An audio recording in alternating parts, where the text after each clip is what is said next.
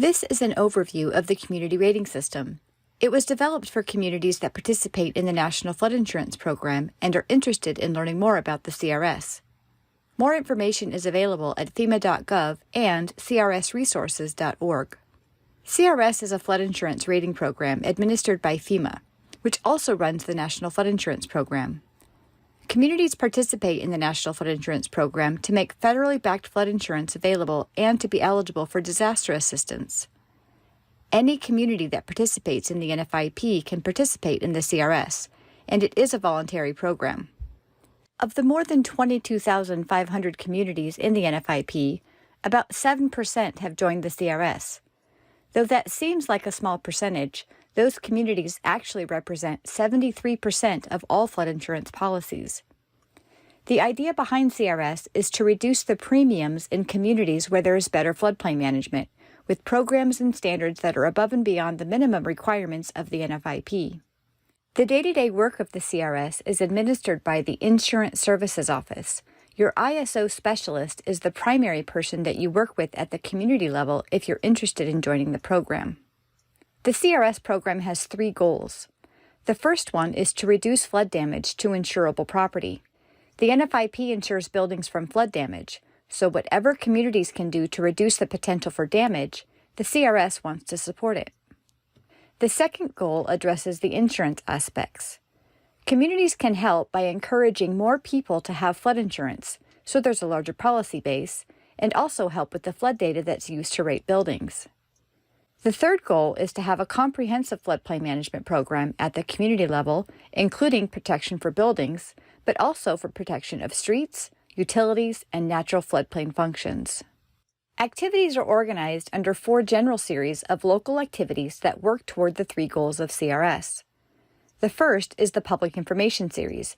That provides credit for activities such as outreach projects, websites, technical assistance, and other things that advise people about the flood hazard.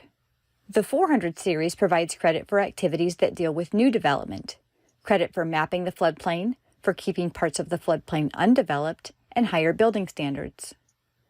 The 500 series provides credit for what a community does to reduce losses to development that's already there, buying out or elevating flood-prone structures, maintaining drainage systems, and comprehensive flood protection plans. The 600 series is for the emergency manager. These are activities that can be done before, during, and after a flood to minimize property damage and loss of life. These 4 series form the framework for 19 specific activities that can get credit. And within those 19 activities are 94 individual elements where points are provided for what a community does. The total number of points determines your class. Every 500 points gets 1 class improvement. For every class improvement, NFIP policyholders get a 5% reduction in premiums. Communities that have less than 500 points, or those that don't participate in the CRS, are Class 10 communities and receive 0 flood insurance discount. There are more than 200 Class 9 communities that receive a 5% insurance premium reduction. About 450 Class 8 communities receive a 10% discount. The majority of the communities are Class 6 through 9 because those are the classes that need the fewest points. Typically, communities join at a Class 9 or Class 8. Over the years, they'll improve their programs or document that they're doing more, and as a result, classes improve over time. There are a series of prerequisites to move to a Class 4, such as having a comprehensive floodplain management plan. Only 20 of the 1,520 communities are Class 1 through 4. There are 6 things that you need to do or be doing before you can join the CRS. The first is to be in the National Flood Insurance Program in the regular phase for at least 1 year. We'll need word from the FEMA Regional Office that your community is in full compliance with the minimum criteria of the NFIP, which is usually determined by a Community Assistance Visit or CAV. CAVs are conducted for all NFIP communities regardless of CRS participation. Your community needs to be maintaining accurate data for new construction in the Special Flood Hazard Area using construction certificates like the FEMA Elevation Certificate and Floodproofing and V-Zone certifications. About 2/3 of NFIP communities have repetitive loss properties. You'll need to map and assess repetitive loss areas and work to reduce repetitive flood damage in these areas. Your community CEO must state that every community-owned building that is required to have a flood insurance policy has one. These are usually buildings inside the special flood hazard area that have received federal grants or assistance. When a flood insurance study is done in a coastal area, your community must agree that the LMWA, the limit of moderate wave action, will appear on your final flood insurance rate map. These are the 6 prerequisites to get into the program, but they also are required to stay in the program. The cost of joining the CRS varies by community. Your community must designate a point of contact between FEMA and ISO and the various community offices that are implementing creditable activities. Typically, the CRS coordinator is an extra assignment. But the biggest cost is doing good floodplain management, doing the things that get credit. You'll have to maintain records of what you're doing. You'll also have to participate in the recertification and verification visits.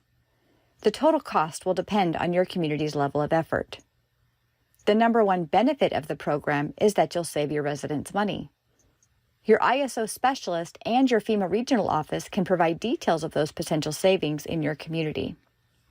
Property owners who pay for protection measures through stormwater utilities or property taxes may see those costs offset by direct savings on their flood insurance. Communities also benefit from better coordination between departments or from enhancing current programs for additional credits, and also from the technical assistance CRS provides for things like stormwater management and planning. Public information activities help your residents become more aware about flood protection and what your community is doing, and you end up with a constituency for better floodplain management. And finally, there's an incentive to keep the programs going. When your community hasn't experienced a major flood for a few years, there can be pressure from developers to lower floodplain development standards.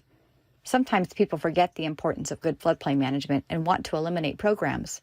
But CRS communities are motivated to maintain these programs because losing the credits might raise insurance premiums on their residents. Recent reforms to the NFIP have motivated many communities to look at ways to reduce the cost of flood insurance. If you want to reduce premiums, CRS can help.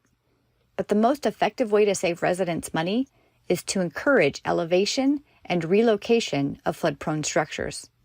Mitigation reduces exposure to flooding, and that will reduce insurance premiums. CRS has a variety of credits that help support mitigation.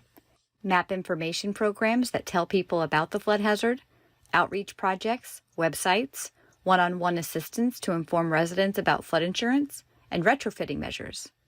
Improving flood maps so the true flood hazard really is reflected, and in particular, higher regulatory standards. CRS wants you to think about the big picture. Think in terms of not only joining just for reduced premiums, but joining to do things in your community that will reduce flood risks and therefore improve or reduce their premiums. Your ISO specialist will help you through the application process, but it doesn't happen overnight. First, we'll need a letter of interest from the Chief Executive Officer to the FEMA Regional Office, indicating interest and designating the CRS coordinator. We need to know that you're also doing enough that would give you at least 500 points. For that, we use an online tool called a quick check.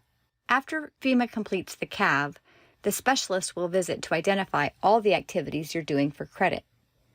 This visit might take 1 to 3 days, and after the visit and the CAV, FEMA headquarters will assign a new CRS class.